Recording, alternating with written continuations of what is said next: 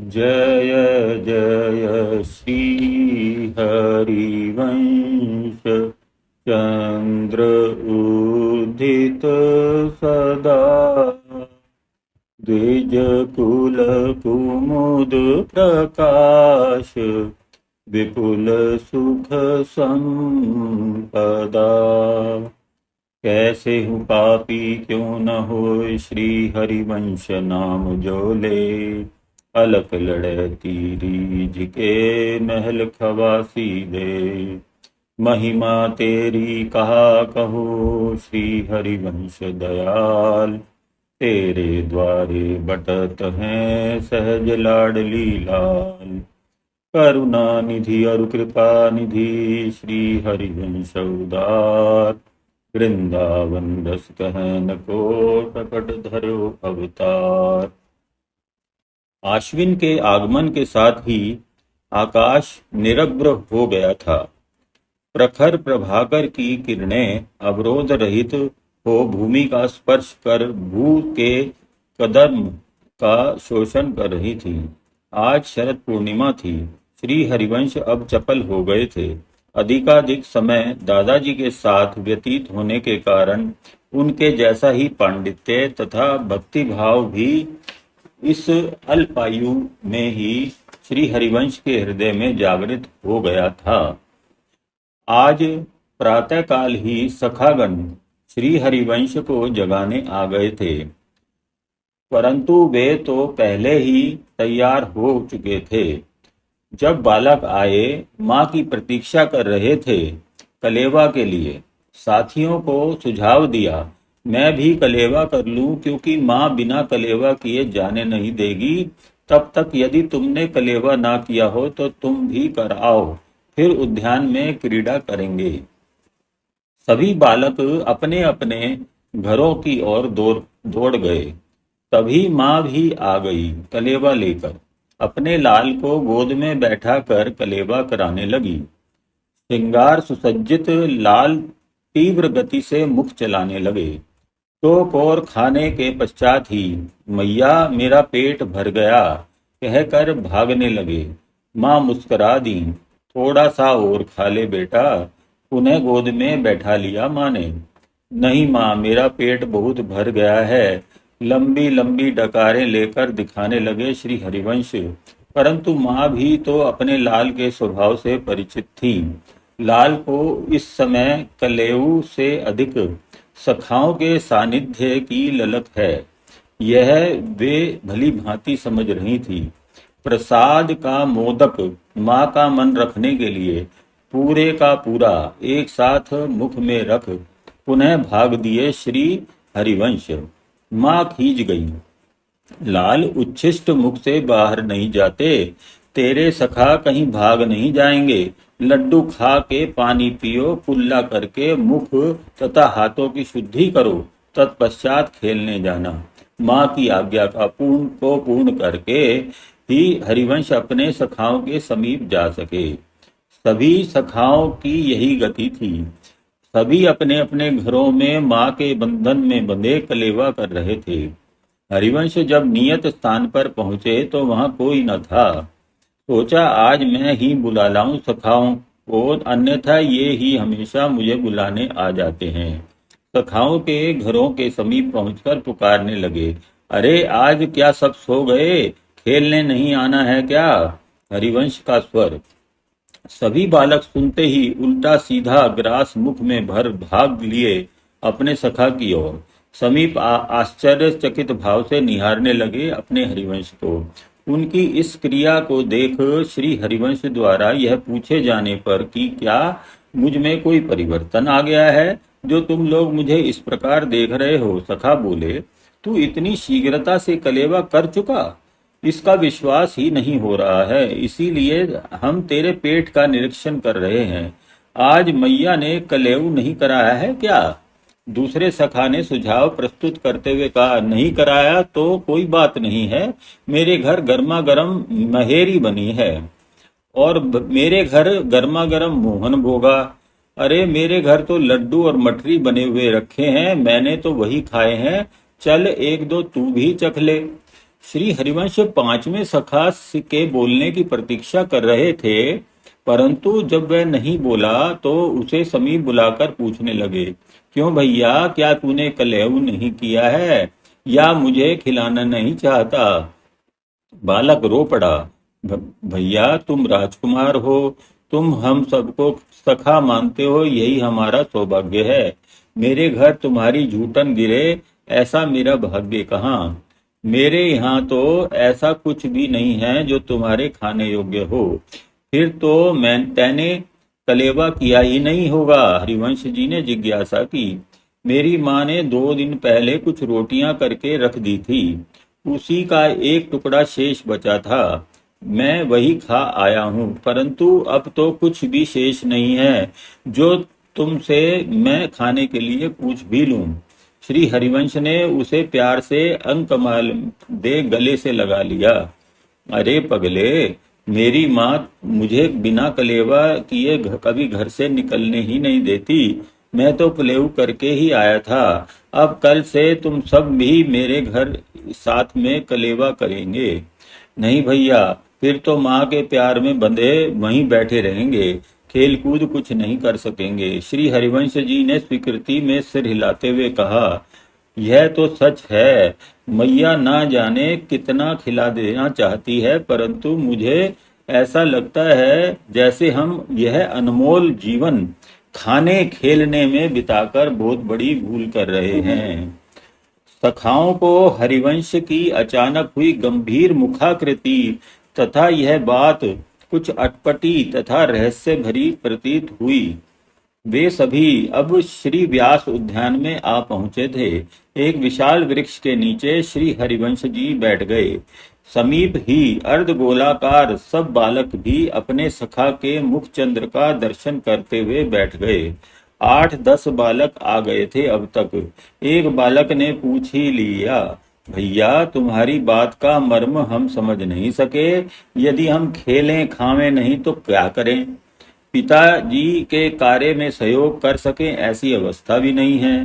श्री हरिवंश जी समझाने जैसे गंभीर स्वर में कहने लगे, भाई, यह मनुष्य तन अनेक जन्मों के पश्चात प्राप्त होता है। 84 लाख योनियों में यह एक यही योनि ऐसी है जिसमें जीव प्रभु प्राप्ति का प्रयत्न कर सकता है, कर्म कर सकता है। अन्य योनियों में मात्र इस मानव तन के किए कर्मों का फल भोगने के लिए ही होती हैं। वहां ना वाचा है, ना विचार है, ना ज्ञान है, ना आचार।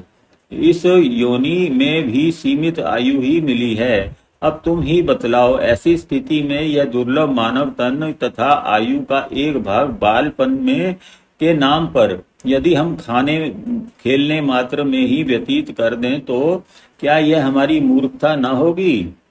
श्री हित हरिवंश के बाल सौंदर्य पर आवेश की तीव्र लालिमा अद्भुत शोभा दर्शा रही थी। ऐसा प्रतीत हो रहा था मानो बाल सूर्य बिटप के नीचे आ विराजे हों।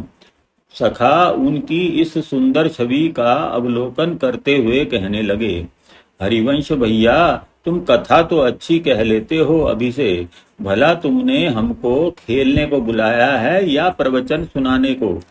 भाई, अभी कच्चा पंडित है हमारा मित्र, अन्यथा योग्य श्रोता के बिना कथा सुनाता ही नहीं कोई।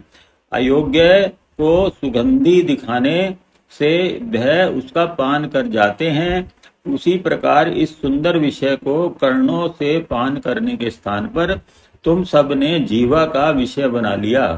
एक सखा ने गंभीरता का अभिनय करते हुए कहा, नहीं नहीं भैया, तुम खेलने आए हो, कोई खेल ही खेलो, यह कथा फिर भी कभी कह देना। एक छोटे से सखा बालक ने ठुनकते हुए मनुहार की।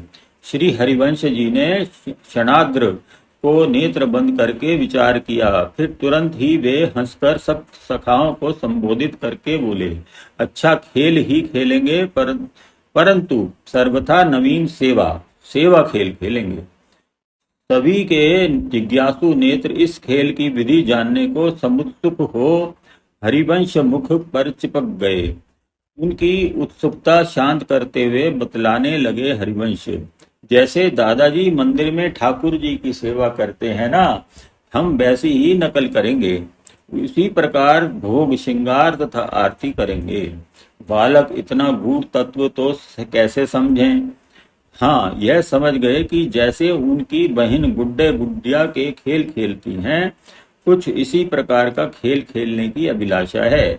एक बालक ने अपना मंतव्य स्पष्ट करते हुए जब यह बात कही तो हरिवंश समझाने लगे, बात तो तुमने ठीक ही विचारी है, ऐसे ही समझ लो। अंतर मात्र इतना ही है कि खेल झूठ मूठ का नहीं अपितु सत्य का है, सत्य है। जबकि यह खेल मात्र मन बहलाने की ही एक क्रिया है। उत्कंठित बालकों ने एक स्वर से कहा, भैया हमको तो ना झूठा खेल आता है ना साचा। अब तुम खेल प्रारंभ करो। किसी वस्तु की आवश्यकता हो तो हमें आज्ञा दो, हम वह वस्तु एकत्रित करने में सहयोग करेंगे। श्री हरिवंश का मुख कमल खिल उठा बालकों की स्वीकृति से। बोले, तुम सब मिलकर कुछ फल फूल पत्ते तोड़ लो, फूलों की मालाएं बनाएंगे, पुष्प गुच्छ बनाएंगे, पत्तों के द्रोण बनाएंगे। मैं भी माँ से कुछ पोशाकें और श्रृंगार के उपकरण ले आता हूँ, फिर हमारा खेल प्रारंभ होगा। श्री हरिवंश शीघ्र ही सब श्रृंगार लेकर लौट आए। अपने सखाओं में से सबसे छोटे बालक को श्री कृष्ण की पोशाक धारण कराने के पश्चात श्रृंगार भी धारण करा दिया। दूसरे बालक को, जिसकी मुख शोभा अत्यंत आकर्षक थी, श्री राधा जी का श्रृंगार एवं पोशाक धारण करा दी। दोनों को ही उसी वृक्ष की मोटी जड़ पर, जो संभवतः भूमि से कुछ ऊपर निकली हुई थी, विराजमान कर दिया।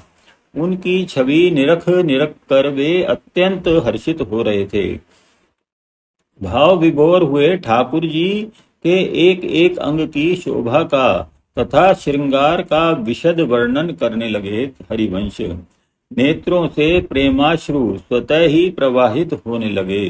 तभी वे सखा जो फल फूल तोड़ने गए थे, समस्त वस्तुएं एकत्रित कर वहां आ गए।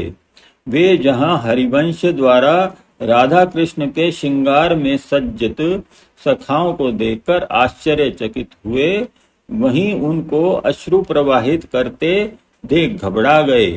अरे, हरिवंश रो रहा है, संभवतः हम लोगों को सामग्री लाने में विलंब हो गया है, इसीलिए। नहीं नहीं, ये इसलिए नहीं रो रहा है, अपितु इसको श्रृंगार करना नहीं आया, इसलिए रो रहा है। श्रृंगार तो बहुत सुंदर किया है, हमारे सखाओं को बिल्कुल श्री राधा कृष्ण की भांति सजा दिया है, दादाजी के ठाकुर जी की भांति। दादाजी के ठाकुर जी की भांति? कहीं दादाजी के ठाकुर जी गोरे हैं? देखो ना, हरिवंश ने राधा जी को काला और कृष्ण जी को गोरा बना दिया है। हाँ, है तो ऐसो ही। आपस में विवाद बढ़ता देख गंगू नामक सखा ने समाधान प्रस्तुत करते हुए कहा, अरे भाई, हो सकता है यही कारण हो श्री हरिवंश के रोने का, अथवा कोई अन्य कारण हो। इसके लिए आपस में विवाद की क्या आवश्यकता है? चलो हरिवंश के रोने का कारण उसी से पूछ लेते हैं। हाँ, यही ठीक रहेगा। कहते हुए सभी बालक हरिवंश के निकट आ पहुंचे। अपने अपने करों में से संग्रह की हुई सामग्री को हरिवंश के समीप रखते हुए उनसे रोने का कारण जानने की जिज्ञासा में वे सभी खड़े हो गए। तब गंगू ने ही श्री हरिवंश जी से प्रश्न किया, भैया तुम रो क्यों रहे हो? क्या हम लोगों के आने में विलंब हो गया इसलिए, अथवा कोई और कारण है? हम सभी तुमको रोते देख नहीं सकते, हम बहुत व्याकुल हो रहे हैं। श्री हरिवंश मुस्कुरा दिए, मैं रो नहीं रहा हूँ, ये तो आनंद आश्रु हैं। इनका श्रृंगार करके मैं तो अत्यंत प्रमुदित हो रहा हूँ। तुम सब भी देखो ना, साक्षात प्रिया प्रीतम ही प्रतीत हो रहे हैं। सखा हंस दिए, हरिवंश भैया, जब हम यह जानते हैं कि ये हमारे ही सखा हैं, फिर हम इन्हें राधा कृष्ण कैसे मान लें?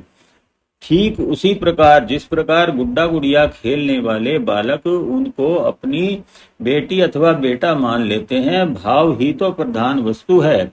यदि भाव ना हो तो जीव को साक्षात ठाकुर जी भी नट नटी जैसे ही प्रतीत होंगे।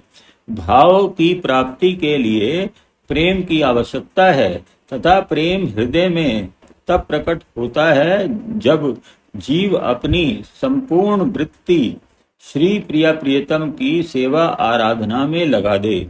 प्रेम की पूर्णता से ही प्रभु प्रकट होते हैं। जब तुम कह रहे हो तो सत्य ही होगा। हम तो कुछ समझते नहीं इस क्रीड़ा के बारे में, इसलिए अब आगे क्या करना है बतलाइए। सखाओं की उत्सुकता देखकर प्रसन्न चित्त श्री हरिवंश जी उनको खेल के बारे में समझाते हुए सेवा करने लगे। उन्होंने सखाओं द्वारा तैयार मालाएं ठाकुर जी को धारण करा दी, पुष्प श्रृंगार कर दिया, फलों को छीलने बैठ गए। सभी बालक चारों ओर बैठ गए। श्री हरिवंश ने उनको पत्तों में सींक लगाकर दोना बनाना सिखा दिया। सभी के हाथ कुछ न कुछ कार्य कर रहे हैं, परंतु प्रभु की भक्ति का सशक्त माध्यम तो मन है। यह क्या कर रहा है? श्री हरिवंश नेत्रों से युगलवर की रूप माधुरी का पान करते हुए उल्लसित स्वर में उनका नक्शिक वर्णन करने लगे। वस्त्रों के रंग, सुंदरता, सजावट, फबन सभी तो वर्णन के विषय थे। भाव इतनी तीव्रता से आ रहे थे कि मुख से पदावली सी स्फुटित हो रही थी। यद्यपि श्री हरिवंश जी ने तो कुछ सीमित वस्त्र स्वयं एवं श्रृंगार धारण कराए थे, परंतु उनको उस समय श्री युगल के श्री अंग पर संपूर्ण श्रृंगार दृष्टिगोचर हो रहा था। करों में कंकन, चरणों में नुपुर, कटी में करघनी, कानों में कुंडल, कंठ में कंठहार, भुजाओं पर भुजबंद, मस्तक पर मणि युक्त टीका, रत्न जटित चंद्रिका, मयूर पिच्छ, मुकुट टिपारे, पचलड़ी, सतलड़ी, नौलड़ी, पडुला के अतिरिक्त दोनों की ही चोटियों पर रत्न जटित वेणी नागिन की भांति लिपट रही है। नखशिख दर्शन करते करते अब उन्हें श्रृंगार की भूल भी समझ में आ गई। मुस्कुराहट आ गई श्री हित हरिवंश के अधरों पर। आहा, आज लाल जी को श्री प्रिया जी का श्रृंगार धारण कर कोई छटा लीला करने की इच्छा हुई लगती है। बेसर तथा नथ धारण करके कैसी सुंदर सांवली सलोनी श्यामा बन गए हैं नटवर। इस श्रृंगार में तो इनकी रूप माधुरी और भी चित्ताकर्षक बन गई है।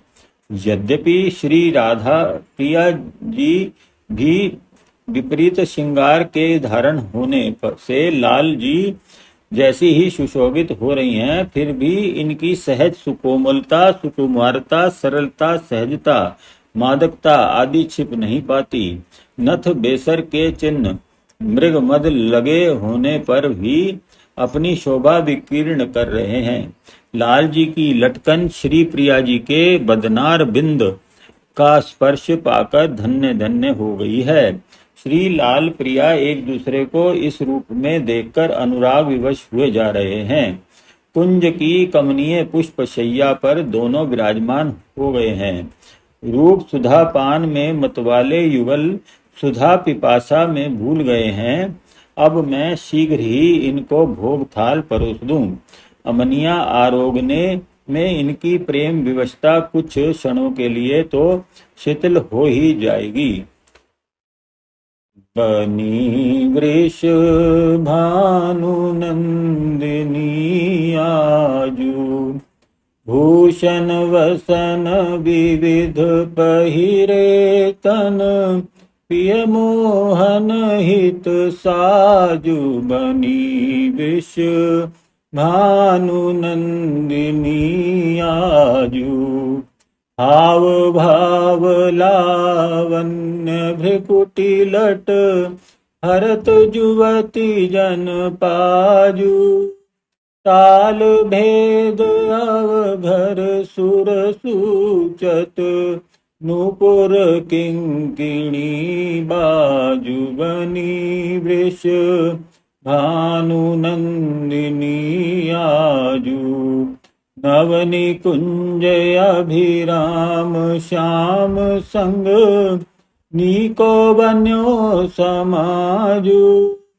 जय श्रीत हरिवंश विलास रास जुत, जोरी अभिचल राजू बनी विष, भानु नंदिनी आजू बनी विष, भानु नंदिनी आजू। बालक श्री हरिवंश का बुदबुदाना सुन रहे थे, परंतु कुछ समय समझ नहीं पा रहे थे। अब तक मात्र इतना ही हुआ था कि श्रृंगार करके बालकों को श्री प्रिया प्रियतम बना दिया था तथा अब उनको खाने के लिए फल छील काट कर दोनों में भर भर के दे दिए थे। कुछ उकताहट अनुभव करते हुए बालकों में से एक ने पूछा, फल तो सुधर चुके भैया, अब क्या करना है? इसी प्रकार बैठे रहना है अथवा कुछ दौड़ भाग भी होगी? श्री हरिवंश जी का ध्यान बटा हुआ था। उन्होंने बालकों की बात पर मुस्कुराकर कहा, अब हम पर्दा लगा देते हैं जिससे प्रभु निसंकोच आरोग सकें। एक चादर उठाकर सखाओं के सहयोग से प्रभु के सम्मुख वृक्ष की नीची डालियों से बांध दी। अब आगे का कार्यक्रम बताते हुए कहने लगे, अब हम सब प्रभु से भोग लगाने के लिए प्रार्थना करेंगे। तुम में से कोई पूछ रहा था इस खेल में भाग दौड़ होगी क्या नहीं? भाई, इस संसार में सभी भाग दौड़ में ही तो व्यस्त हैं। सभी भाग रहे हैं शांति की खोज में, परंतु क्षणिक शांति भी प्राप्त नहीं कर पाते। यह खेल तो है ही चिर विश्राम पाने के लिए, परम आनंद प्राप्ति के लिए। जिस आनंद की प्राप्ति के लिए कोई धन, कोई जन, कोई तप, कोई जप तथा कोई बल संग्रह करता है, कोई सत्संग में, कोई एकांत में आनंद खोजता है, परंतु आनंद प्राप्त नहीं कर पाता, उसी आनंद को प्रदान करने वाला यह खेल संपूर्ण जीवन को सुखी बनाने वाला है। यह खेल क्षणिक सुख प्रदाता नहीं, अपितु परमानंद की बाहों में विश्राम दिलाने वाला है। रुक भाई, तनिक रुक। जीवन भर के सुख पाने के लिए क्या ऐसे ही बैठे रहना पड़ेगा अथवा कुछ और भी करना पड़ेगा? यही तो चाहते थे हरिवंश। आज इस खेल के बहाने वे अपने सखाओं को प्रभु के सानिध्य में लाना चाहते थे। शरद पूर्णिमा थी ना, आज के दिन ही तो प्रभु के अधरों पर चढ़कर महारास में प्रभु का सामीप्य प्रदान किया था इन हरिवंश ने अपने वंशी स्वरूप से। मेरे सखा भी आज प्रभु की सेवा सीख जाएं, उनका साक्षात्कार कर लें, ऐसी ही कुछ भावना थी श्री हरिवंश की। बड़े उत्साह पूर्वक समझाने लगे, देखो भाई, इस खेल की विशेषता केवल ये है कि इसमें अपने जीवन की संपूर्ण क्रियाएं प्रभु को अर्पित करते चलना है। जैसे जैसे मैं बता रहा हूँ उसी प्रकार श्री युगल की सेवा सदैव करते रहना चाहिए। अब इससे अपनी संपूर्ण इंद्रियां तन मन सहित प्रभु को समर्पित हो जाती हैं। चिंतन की धारा प्रभु की ओर उन्मुख हो जाती है। बाल हरिवंश की प्रौढ़ वाणी वही दिव्य वाणी जिसने 6 माह की अल्पायु में ही श्री नरसिंह आश्रम जी को राधा सुधा निधि प्रदान कर चमत्कृत किया था। श्री गुरु चरणारविंदों की शरण ग्रहण कर उनका ध्यान करते हुए सखी भाव से श्री स्वामिनी जी की सेवा करनी चाहिए। प्रातःकालीन राग रागिनी गान करते हुए कुंज में शयन कर रहे युगल सरकार को जगाना चाहिए। आज्ञा लेकर उस समय की सुरतांत छवि का आनंद पूर्वक दर्शन करते हुए प्रारंभिक सेवा करके माखन मिश्री मोदक मेवा आदि का भोग लगाना चाहिए। तत्पश्चात मंगला आरती करके प्रभु के स्नान श्रृंगार आदि की व्यवस्था ऋतु अनुकूल करनी चाहिए। इतने समय में श्री युगल सरकार प्रातः भ्रमण करके लौटेंगे। स्नान तथा श्रृंगार करा के श्रृंगार भोग रखें। श्रृंगार आरती करने के पश्चात प्रभु के राजभोग की तैयारी में लग जाएं। श्री प्रिया प्रियतम इतने समय श्री वृंदावन में खेलते रहते हैं, कभी रास नृत्य करते हैं तो कभी वाद्य सुनते हैं। सखियां उनका नाना विधि से मनोरंजन करती रहती हैं। थके होने पर वे कुंज में लौट आते हैं, तब उनके वस्त्रादि उतार कर पंखा करें तथा कुछ देर विश्राम कर लेने के पश्चात राजभोग का थाल परोसें। राजभोग आरोगने के पश्चात गुनगुने जल से हस्त प्रक्षालन करावें तथा पान बीड़ी की सेवा करें। मध्याह्न काल जान ऋतु अनुकूल कुंज में शैया तैयार करके श्री युगलवर को विश्राम करावें। कुछ काल तक चरण सम्मोहन करने के पश्चात कुंज द्वार को बंद कर स्वयं प्रसादी ग्रहण करें। बस बस बस, अरे भाई, यह तो दिन भर का कार्यक्रम है। यदि यही करते रहे तो फिर अन्य कोई कार्य अथवा खेलने का तो अवकाश ही कहाँ मिलेगा। एक सखा श्री हरिवंश को उनके भाव जगत में से अपनी मुखर वाणी द्वारा पुनः वर्तमान में ले आया। अन्य किसी कार्य की आवश्यकता ही कहाँ है। जब नित्य आनंद में निमग्न रहेंगे तो फिर किसी भी दूसरे कार्य में मन लगेगा ही नहीं। हाँ, यह तो ठीक है, परंतु इस खेल में एक बात बहुत बुरी है, मुंह बनाते हुए एक सखा ने कहा। चकित हरिवंश उस सखा का मुख देखने लगे, मानो नेत्रों से ही प्रश्न कर रहे हों। वो बुरी बात ये है कि इस खेल में तुम रोते बहुत हो, जो हम में से किसी का भी अभिष्ट नहीं है। दूसरी बात, खेलने के लिए अत्यधिक उपकरणों की आवश्यकता है, जो प्रतिदिन संकलित करना कठिन है। अश्रु की बात तो मैं तुम्हें अभी बता देता हूँ कि ये आनंद अश्रु हैं, किसी कष्ट के कारण नहीं है। अब रही उपादान संकलन की बात, तो कुछ भी खेलो, सभी में कुछ न कुछ एकत्रित करना ही पड़ता है। फिर यह तो जीव के एकमात्र लक्ष्य प्रभु प्राप्ति का साधन है, अतः इसमें कुछ अधिक परिश्रम भी करना पड़े तो आलस्य नहीं करना चाहिए। एक बालक ने अपनी नई समस्या उपस्थित की। ठीक है, यह भी कर लेंगे, परंतु इस खेल में निरंतर बैठे रहना पड़ेगा, जो हम में से किसी को भी रुचिकर नहीं है। दौड़ भाग परिश्रम तो इसमें बिल्कुल होगा ही नहीं। फिर इस खेल में कितने दिन मन लगेगा? हाँ, यह प्रश्न वस्तुतः ही महत्वपूर्ण है। आनंद की उपलब्धि के लिए मन लगना बहुत ही आवश्यक है। मन न लगने पर तो भोजन में भी आनंद नहीं आता। जिस वस्तु में मन लग जाए उसको प्राप्त किए बिना चैन नहीं पड़ता। जैसे किसी का मन किसी खिलौना विशेष को प्राप्त करने का हो, परंतु उसके दादाजी उसको वह खिलौना ना दिलवाएं, तब उसे प्राप्त करने की जो तीव्र ललक, जो तड़प हृदय में होती है, वही आनंद प्रदायक है। जितनी ललक के पश्चात वस्तु उपलब्ध होगी, उतनी ही अधिक आनंद की प्रदाता होगी। ऐसी तड़प जब श्री युगल सरकार की सेवा के लिए, उनके दर्शनों के लिए हमें होगी, तभी आनंद का अनुभव होगा। इसी तड़प का दूसरा नाम प्रेम है।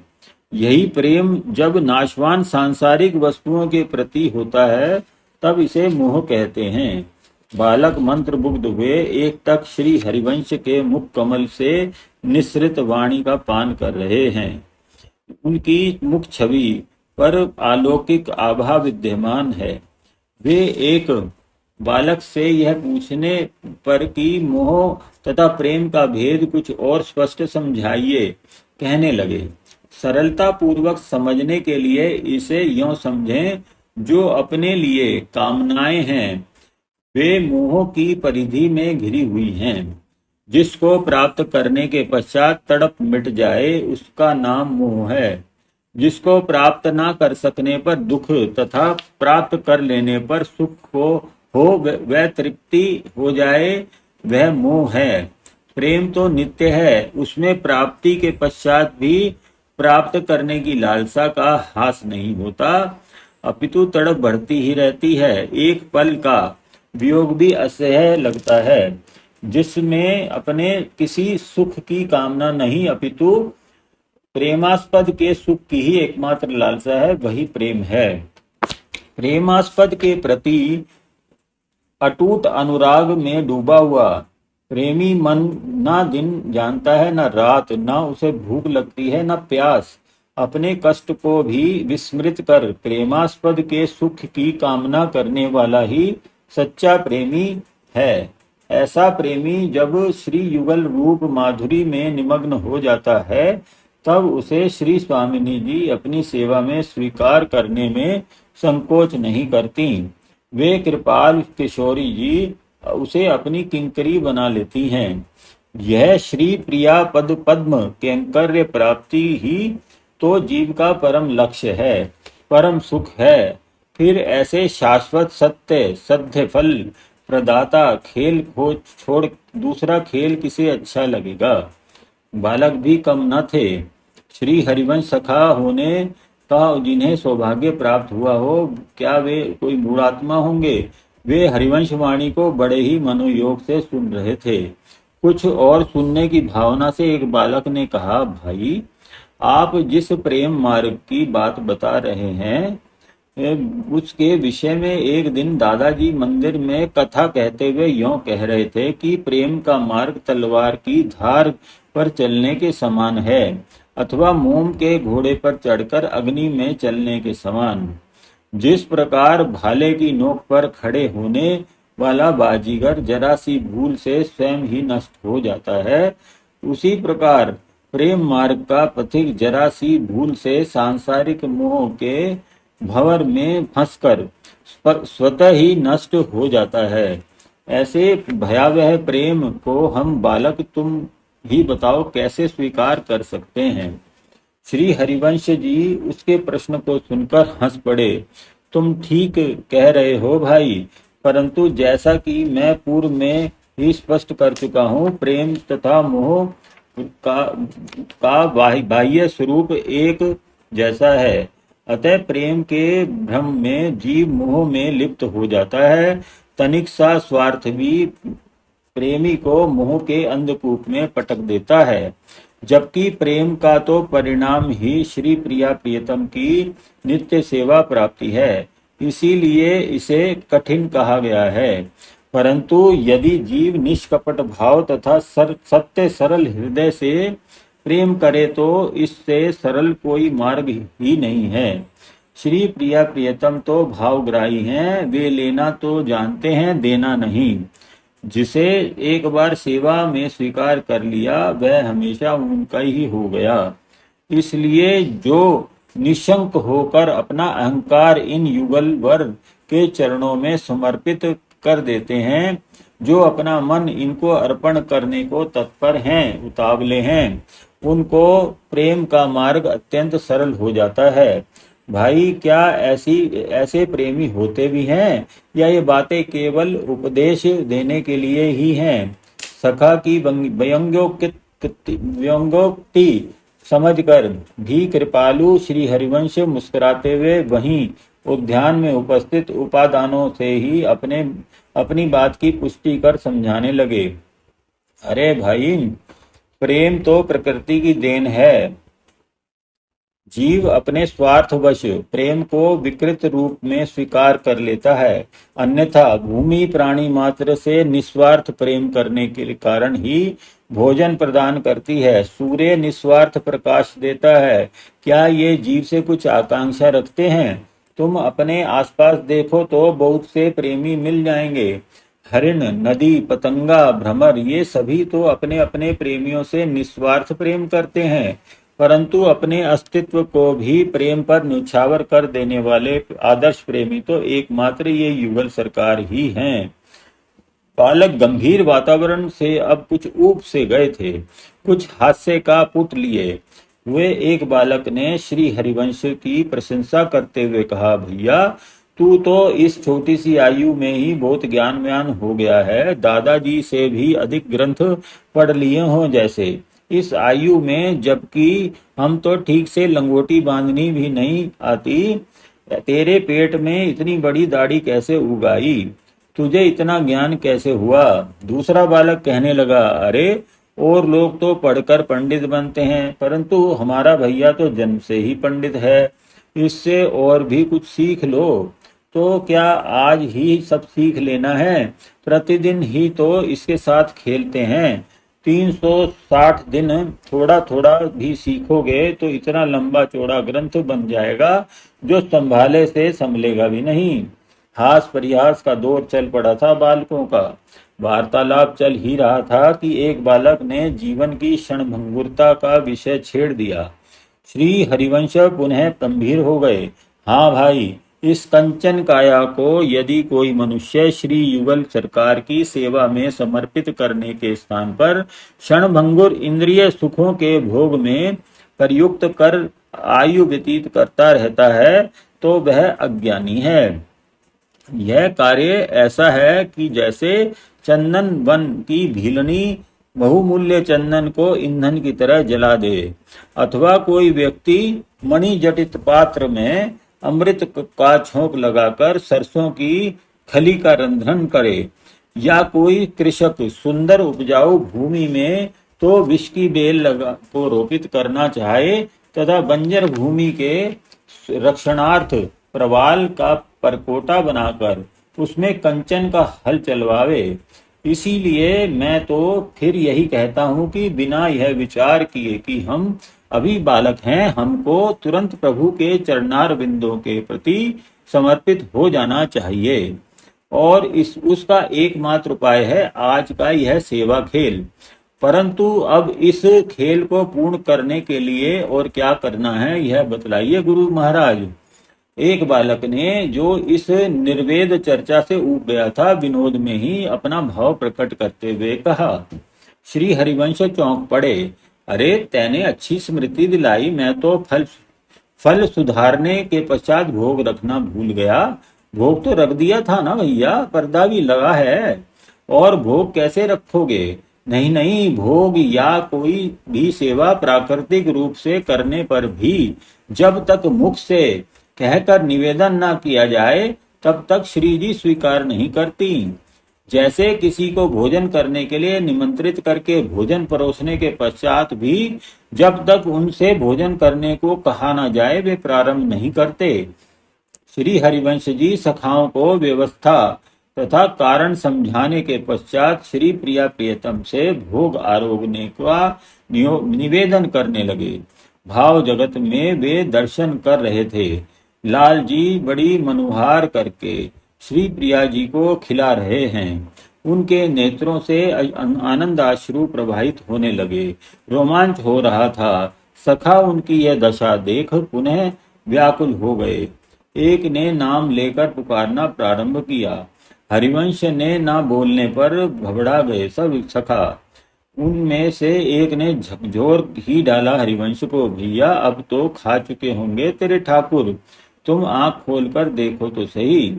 श्री हरिवंश ने नेत्र खोलकर उस सखा की ओर दृष्टिपात किया। उस दृष्टि में उस सखा की अबोधता पर करुणा थी, कृपा थी। बड़े ही दर्याद्र भाव विगलित स्वर में समझाने लगे, अरे भाई ये हमारी तुम्हारी भांति भोजन पर टूट नहीं पड़ते। बड़ी मनोहार करने पर एक एक ग्रास श्री स्वामिनी जी स्वीकार करती हैं। श्री लाल जी स्वामिनी जी की इस कर कंज से थोड़ी सी नथ उठाए हुए मुख छटा का पान करके बेसुध हुए जा रहे हैं। उन्हें भी कोई सखी बार बार सावधान कर रही है, तभी वे एक दो कमल ग्रहण कर पाते हैं। इसीलिए तो भोजन में इन्हें विलंब लग रहा है। अब हमको यह सब क्या पता भैया। अच्छा अब तू पुनः नेत्र बंद कर इनको पेट भर भोजन करा दे। सखाओं को आज नवीन नवीन कार्यों में बड़ा ही आनंद आ रहा था। श्री हरिवंश नेत्र बंद कर पुनः पद गाने लगे। बनी श्री राधा मोहन जू की जोरी, इंद्र नीलमणि श्याम मनोहर, सात कुंभ तन गोरी। बनी श्री राधा मोहन जू की जोरी, भाल विशाल तिलक हरि कामिनी, चिकुर चंद बिचरोरी, गजनायक प्रभु चाल गयंदनी, गति विश्व भानु किशोरी बनी श्री राधा मोहन जू की जोरी। नील निचोल जुवती मोहन पट पीत अरुण सिर खोरी।